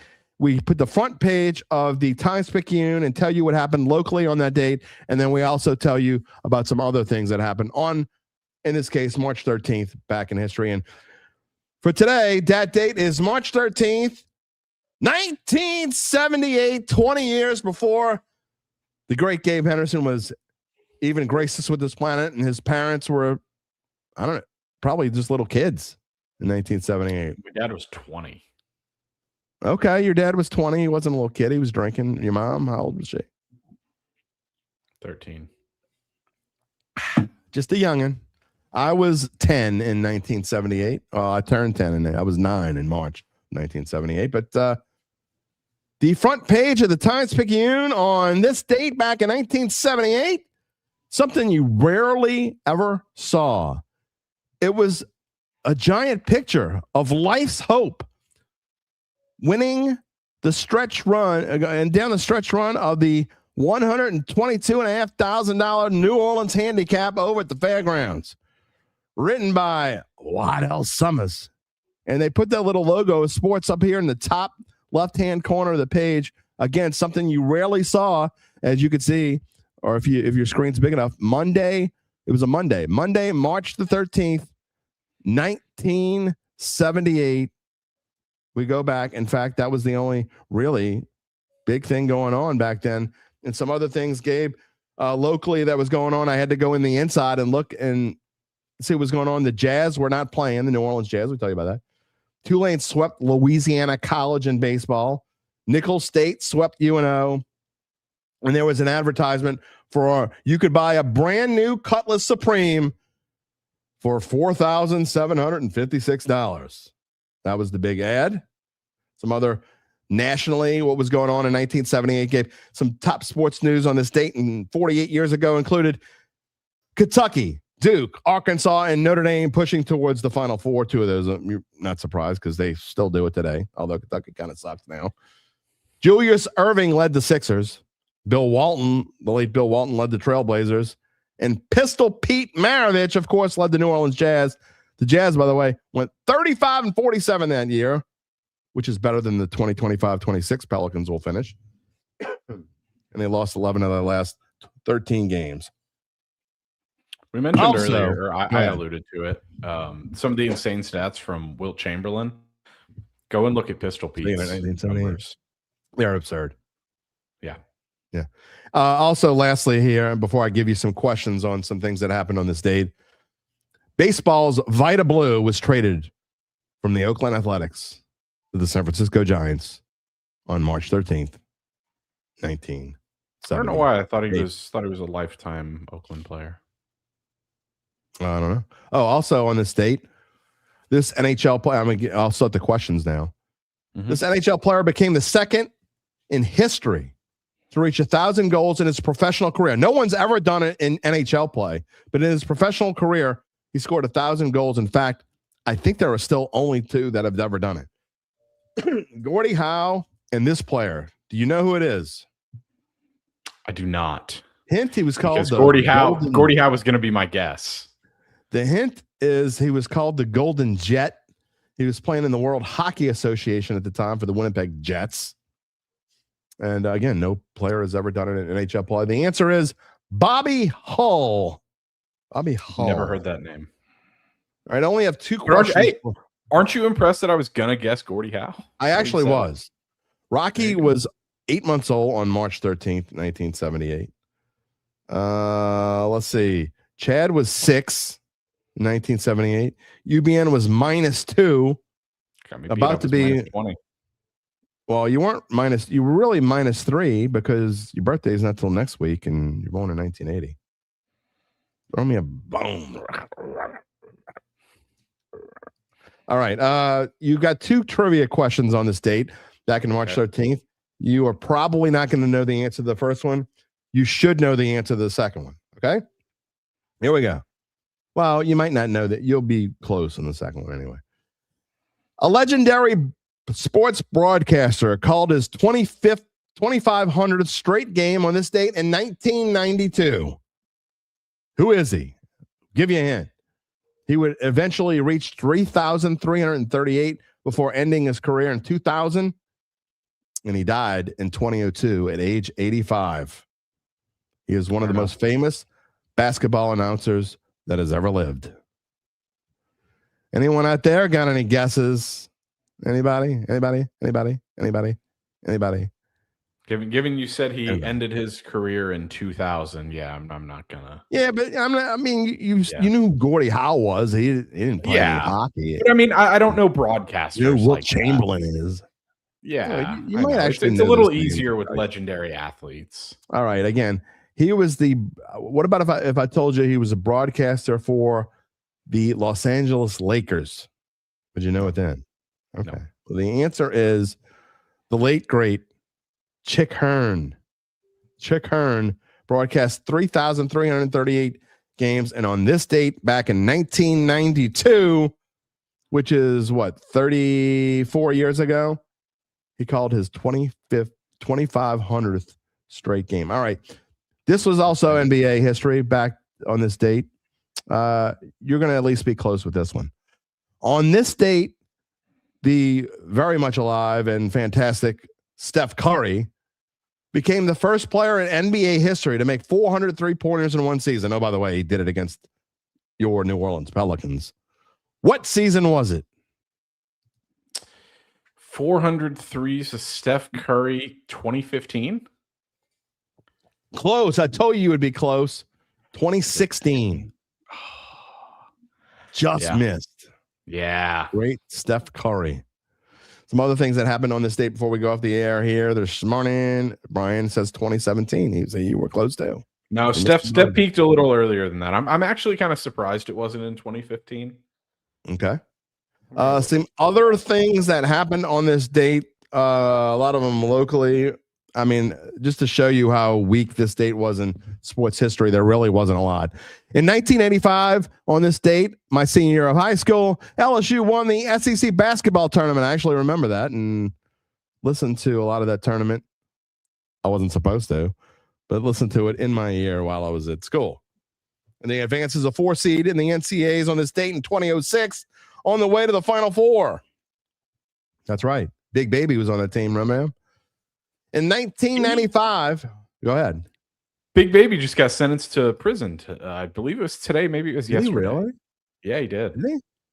Yeah. Oh, by the way, speaking of that, weird things that happen on like, so when I was going to find out what year we were going to use, as soon as I typed it in, ChatGPT came up with 1978. While I'm working in the morning, I got my Sirius XM playing on my TV over here. Literally, as soon as it came up on the screen, the song Fire from the Pointer Sisters came up on my Sirius XM station. I'm like, you know what? That's from around 19. So let me look it up. 1978. What are the weird? We've had some weird coincidences happen this year. We got out of prison. Thanks, EBN. I knew it was something to do with Big Baby in prison. For those keeping track at home, Steph Curry has he's only made 400 or more threes in one season, and that was it. He made 286 in 2014. So that's kind of like a 5,500 yard technically passing season. If you want to get technical, I said 2015, and it was the 2015-16 season. Oh, no. I asked you when he did it. He did it on March 13th. Touche. Yep, you're right. 2016. All right, a couple other things here. An important date in Saints history. On this date in 1995, you know what? I'll tell you what. Here, you want important dates in Saints history. On this date, before I'll tell you 1995. On this date in 2003, you want to talk about important moments in Saints history. The Saints traded a 6th-round pick to Minnesota for a quarterback. Todd Bowman. Huh? I don't even remember Todd Bowman. I mean, vaguely. I've never heard that name. So anyway, I'm just joking when I say this one really is important, though. No joking. All kidding aside, on this date in 1995, on March 13th, 1995, the Superdome Commission approved the sale of a 14.5 of a approved the sale of $14.5 million in bonds. In other words, to liquidate $14.5 million to go towards the construction of a new practice facility on Airline Drive, which is now known as, back then it was Airline Highway, now known as Airline Drive. How about that? Crazy. $14.5 million. You know how much that practice facility is probably worth today? It's got to be well over $50 million. Well over that. If you want to make money, there is no better way to do it than owning an NFL franchise. No doubt about it. It's unbelievable how much the Saints are worth something like $5.5 billion along those lines. Go look at what Jerry Jones purchased the Cowboys for. It's look at what it's worth now. Today. Yeah, it's insane. And lastly, some birthdays to show you how weak today is. Look, there weren't a whole lot of people born on March the 13th, and I apologize if anyone's listening. Happy birthday if you were born on March 13th. But some birthdays of note on this date, I had to the most famous one, at least, especially in New Orleans, the great Will Clark turns 62 years old today. He's born that's hard to believe. Oh my God, Will Clark is 62 years old. He was born in 1964. Johan Santana was born in this date in 1979. And this is the third straight show, Gabe Henderson, that we are going to mention tennis. Oh, I thought you were going to bring up Monica Seles specifically. No, whose birthday? She is turning 22 years old today. She turned 22 years old today. Who might that be? Coco Gauff? I was going to say, you got to know that one. Yeah. Oh, yeah, that's it. Coco Gauff is 22. She was born in 2004. She's even younger than you, Gabe. I was 6. Apathy says there was a time when you could drive down Airline Highway between 5 and 6 a.m. and see some really funny stuff.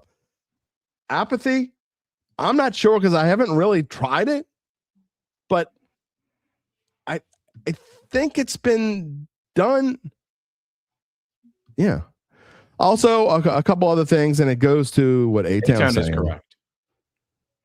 I'm going to say this. Two other notes. This date in 1999, Evander Holyfield and Lennox Lewis finished in a draw in one of the most controversial decisions in boxing history, and I barely remember that. I vaguely remembered. But on this date in 2020, my favorite golf tournament, the Players' Championship, was canceled, and later that day, after they canceled the Players, they also canceled the Masters and ended up moving it. It ended up didn't they get played in November? I think so. October or November. Yeah. They played it, but it was way later. It was weird, but yeah. It was super weird. And a little side note, that not that this has anything to do with anything, but I played a lot of golf in 2020 and into 2021 because there was nothing else to do. And I got laid off for 4 months. And me and a friend of mine who is now since deceased actually died with me on a golf course. That's a whole different story. Yes. Man. Anyway, out to you, Pops. We played golf almost every day for about 6 months. A lot of golf because there was nothing else to do. Yeah. But you could go outside and play golf. All right. That's right. UBN, Dustin Johnson won in November. All right. Anything else before we say bye-bye this morning? Pretty fun show. We had a good week. We had a great, in fact, I would go as far to call this a great week. We had a great week. A lot of fun. We had some good guests. We had some lively conversation. We got some really good super chats, and I barked like a dog multiple times now. I'm not doing it. If you give me $100, that's what it's. There you go. You want to know what it's going to take to get me to bark like a dog again? You got to give $100 in a super chat. So I will say one thing before I go, and Rocky is absolutely correct. This did happen. The Tennessee Titans have released cornerback L'Jarius Sneed because he didn't want to wear that uniform. 1 year after trading for him and signing him to a 4-year extension. As if this show hasn't dunked on the Tennessee Titans enough. He went in there and he says, I'm not wearing that crap. You don't have to dunk on the Tennessee Titans. All you got to do is wait, and they'll do it for you. You don't have to leave, but you got to get the heck up on out of here. Is that how it goes? Something along those lines. All right, I will see. Monday is Mono Monday, and we'll just I'm not barking. Maybe I'll meow. I said I would, he never asked for $100. I would have meowed. Just saying, he never asked me to. I would have made probably gorilla you noises. meow, get me off the screen. All right, see you later. You ask. I'm not going to meow. Oh, man. Wait. I don't know, man. I'm telling you, if you're still watching this show, you're 100% a trooper. Uvian wants to know, if you give me $100, can you pick the animal? For $100, I will sit there and go, what does the frog say? Rabbit, rabbit. I mean, seriously, the show has turned into animal. I mean, you give me $100. I mean, people always say, what would you do for $1 million? I'm way cheaper than that. I mean, you don't have to ask me what I'm going to do for $1 million. Who needs $1 million? I'll do it for 100. I mean, I'm not going to jump off the Mississippi River Bridge, but I wouldn't do that for $1 million either. Gotta love this show. I mean, give me $100. I'm probably going to do it. I mean, you want me to drink on the air? I haven't got drunk in like 2.5 years. For $100, I'd probably do it. Just tell you what, you give me $100 and you can find out.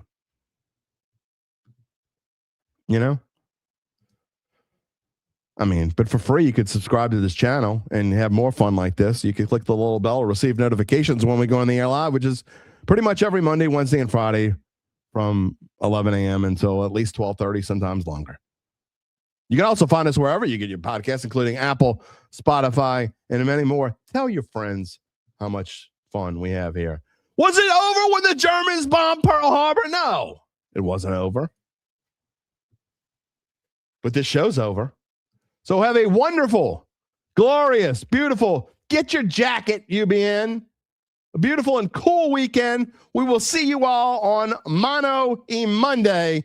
Until then, go all find your wives, your husbands, your significant others, whoever they are, go right in their face and bark like a dog. We will see you on Monday. Take it easy, my friends.